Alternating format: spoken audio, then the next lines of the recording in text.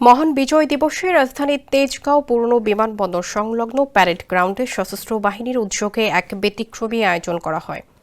জমকালো এই আয়োজন দেখতে সকাল থেকেই দর্শনার্থীদের ভিড় বাড়তে থাকে। বিমানবন্দরের ভেতরে প্রবেশ করা দর্শনার্থীদের অনেকের হাতে ছিল জাতীয় পতাকা। অনেকে লাল সবুজ রঙের পোশাক পরেও অনুষ্ঠানে অংশ নিচ্ছেন, যা পুরো পরিবেশকে উৎসবমুখর করে তোলে। মঙ্গলবার স্বাধীনতার ৫৪ বছর পূর্তি উদযাপন উপলক্ষে জাতীয় পতাকা হাতে আকাশ থেকে অবতরণ করেন ৫৪ জন প্যারাট্রুপার। ৫৪ জন প্যারাট্রুপারের একসঙ্গে জাতীয় পতাকা হাতে এই প্যারাশুটিং বিশ্ব রেকর্ড করেছে।